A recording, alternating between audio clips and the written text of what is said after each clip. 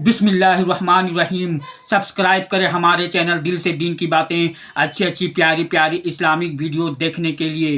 प्यारे दोस्तों, शैतान इब्लीस के साथ क्या करना चाहिए और शादी की पहली रात क्या करना चाहिए, आइए सुनते हैं मुफ्ती सलमान अजहरी का ये बयान। इस्लाम औरत की इज्जत इतनी देता है, जब तक वो अपनी रजा का इजहार नहीं करती काजी की मजाल नहीं कि वो निकाह पढ़ा सके। हम खुद खड़े रहते हैं जब तक इजाजत नहीं आती। पहले हम औरत की इजाजत लेकर के आते हैं और फिर औरत को उसका हक महर देने का हुक्म भी मर्द को दिया गया है कि वो तुम्हें अपनी जिंदगी छोड़कर आ रही है, अपना घर छोड़ करके आ रही है, उसका हक महर अदा करो। और लाने के बाद जानते हैं मेरे आका सल्लल्लाहु ताला अलैहि वसल्लम की तालीमात क्या है?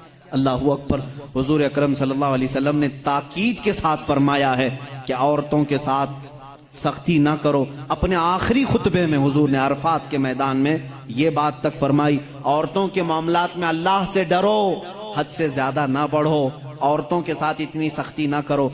मारने को मना किया, कभी इनके चेहरे पर ना मारना, कभी इनके खानदान को ताना ना मारना, कभी इनको इतनी बुरी गाली ना देना कि दिल टूट जाए। ये तमाम अहकाम इस्लाम ने इसी औरत की इज्जत ही के लिए तो दिए हैं। और फिर जिस वक्त वो आए, बुजुर्गों ने ये रिवाज भी रखा है कि हम अपनी बेटियों को अपने घरों से कुरान पाक देकर के रुखसत करते हैं, कुरान के साथ उसे भेजते हैं। और घर लाने के बाद जानते हैं, ये आला हज़रत रज़ियल्लाहु ताला अन्हु ने लिखा भी है। आला हज़रत फरमाते हैं, जब नई दुल्हन घर में आए तो उसके पैरों का धोवन जो है वो अगर घर के चारों कोनों में डालो तो बरकत आए। वो आ रही है, अपना रिस्क लेकर के आ रही है, अपना रिस्क लेकर के आ रही है। यहां तक हमारे लिए कहा गया, बल्कि दूल्हे को ये भी कहा गया, इसी ये बयान में सारी बातें बिल्कुल सही फरमाया, नौजवानों को समझ में भी आ जाएंगी। निकाह की पहली रात उसे कहा गया कि तू अपने घर लाया है दुल्हन को, तो सबसे पहले उसके ही दुपट्टे को तू मुसल्ला बना और उस पर सजदा कर। ये हुक्म है। औरत की इज्जत ना होती तो हम मुसल्ला बनाते उसके दुपट्टे को। पहली रात कहा गया है। यह और बात है कि मालूमात नहीं है नौजवानों को कि शादी के बाद पहली रात, ये भी सीखने की जरूरत है। उलमा से ये तमाम चीजें पूछ लेना चाहिए जिसकी शादी हो रही है। दुल्हन आ रही है तो हम उसकी इज्जत ही के लिए तो ये तमाम काम कर रहे हैं। और उसके बाद हुक्म ये दिया गया कि सबसे पहले उसके साथ बातचीत की शुरुआत करने से पहले उसकी पेशानी पर हाथ रखकर अल्लाह की बारगाह में ये कहो, ऐ अल्लाह, इसके अंदर जितनी तूने अच्छाइयां रखी हैं वो सब अच्छाइयां मुझे अता कर दे, और जितनी इसके अंदर बुराइयां हैं उन तमाम बुराइयों से मुझे तू बचा दे। यहां से तू शुरुआत कर। जाहिर सी बात है, मैंने उस वक्त महसूस किया, चंद दिनों पहले एक नौजवान को तलकीन कर रहे थे, पेशानी पर जहां बाल उगते हैं वहां हाथ रख करके दुआ करना। तो उसने पूछा कि हजरत दुआ तो ऐसे ही कर सकते हैं, पेशानी पर क्या? मैं भी चौंक गया। इसको मैं बताऊं, मेरे एक उस्ताद से मैंने पूछा, क्या ऐसा है कि अपनी दुल्हन की पेशानी पर हाथ रख करके इस तरह दुआ करना चाहिए? उन्होंने कहा हाँ है। दुआ तो कैसे भी करें, हाथ ना रखें और हाथ छोड़ें, हाथ उठाएं, सब दुआ अल्लाह सुनता है, लेकिन इसलिए पेशानी पर रख करके दुआ करने के लिए कहा गया कि वो आज अपने वालिदैन को छोड़ करके आई है, उसके वसीले से अल्लाह जल्दी दुआ कबूल करेगा।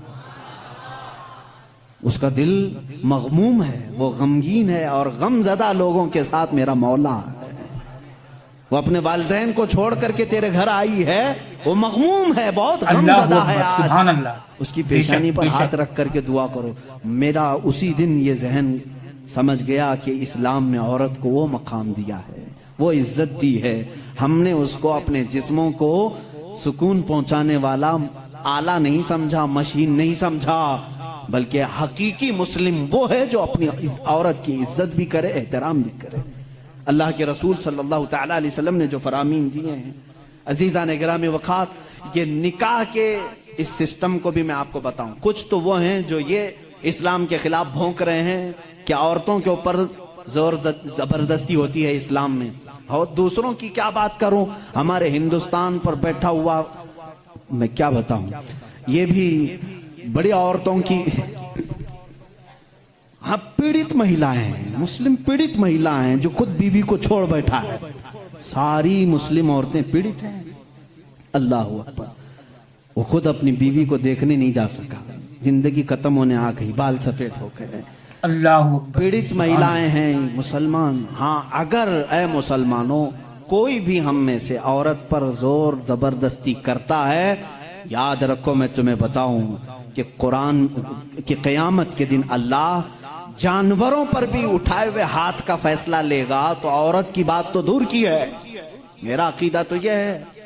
एक औरत ने बिल्ली को बांध रखा था, बुखारी शरीफ में है, वो मर गई बिल्ली, और वो औरत बहुत इबादत गुजार थी, लेकिन अल्लाह ताला ने फैसला फरमाया कि इस औरत को जहन्नम में डालो। मेरी एक मखलूक को बांध कर रखी इसने और वो मर गई। हमारा तो अकीदा यह है, तुम औरतों पर अगर जुल्म करते हो तो तुम जिम्मेदार हो, लेकिन इस्लाम नहीं। इस्लाम वो कामिल दीन है। ये बेचारे क्या पढ़ पाएंगे जिनको कभी ढंग की स्पेलिंग नहीं आती, कभी। हाँ, ये एक ऐसा होता है कि डमरू बजाओ तो कोई नाचता है। इसी तरह से कुछ लोग पीछे से कुछ लिख करके दें, कुछ बयान करने के लिए, तो कुछ लोग कह जाते हैं, उनको खुद नॉलेज नहीं होती। ऐसे ही कुछ लोग इस्लाम पर भी भोंकते हैं। अब अगर ये टॉपिक अगर मैं छेड़ूं 3 तलाक के, तो और बड़े मामलात हैं। 3 तलाक के लिए इस्लाम ने जोर जबरदस्ती की है। औरतों पर जुल्म है, ये पीड़ित हैं, ये महिलाएं हैं, इनको इंसाफ दिलाना चाहिए।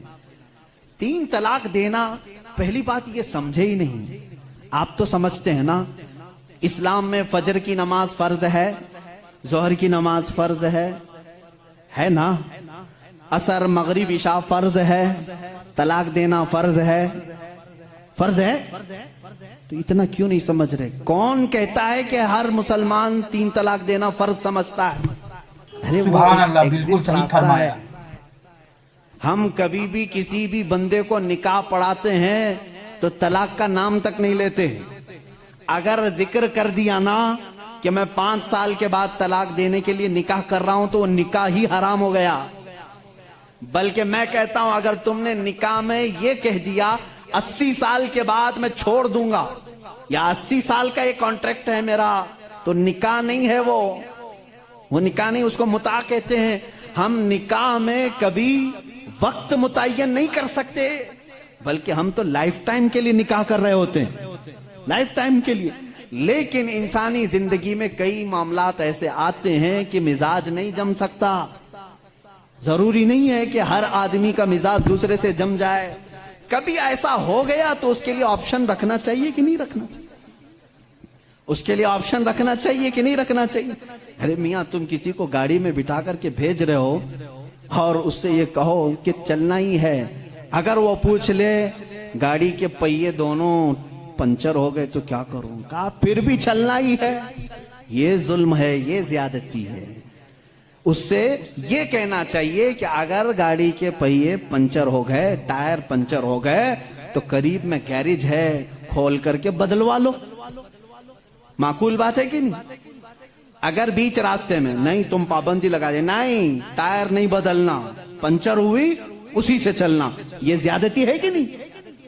अब मैं आपको बताता हूं, 2 टायर लेकर के चले थे शादी के बाद, 2 टायर हैं और दोनों चल रहे हैं तो ठीक है, एक भी पंचर हुआ तो क्या करो? ये कहते नहीं, पंचर टायर के साथ ही चलो। अरे भाई, कहीं और गाड़ी गड्ढे में गिर जाएगी। हुक्म ये होना चाहिए कि अगर पंचर हो गया, अल्लाह अकबर, टायर सुभान चेंज अल्लाह, कर सकते हो, तुम्हारे लिए ऑप्शन होना चाहिए। बस इस्लाम का तकाजा सिर्फ इतना ही है कि अगर किसी की जिंदगी में अनबन हो गई, नहीं बन पाई, तो उसके लिए एक ऑप्शन है कि औरत को, वो भी एक साथ 3 तलाक नहीं, उसको हराम करार दिया गया है। शरीयत में एक वक्त में 3 तलाक दे देना हराम है। मैं इसका बबांगे दोहल आज ऐलान करता हूं, अगर कोई एक ही साथ अपनी औरत को तलाक तलाक तलाक इस तरह 3 बार कह देता है तो उसने हराम काम किया, गुनाह किया, नाजायज काम किया है। अगर छोड़ना भी है तो उसको इस्लाम ने तरीका बताया है। एक बार पहले बोलो, 1 महीने का टाइम दो, 1 महीने में भी फिर नहीं बनी तो दूसरी मर्तबा फिर 1 बोलो और 1 महीना छोड़ दो। 2 महीने का टाइम गुजर गया, अब फिर भी नहीं बन पा रही। तब फिर सबको बिठा करके कह दो हमने 2 मर्तबा देख लिया, अब हमारी जिंदगी आगे चल नहीं पाती, तीसरी मर्तबा हम इसको खत्म करते हैं। ये अल्लाह तलाक का सही तरीका क्या इसमें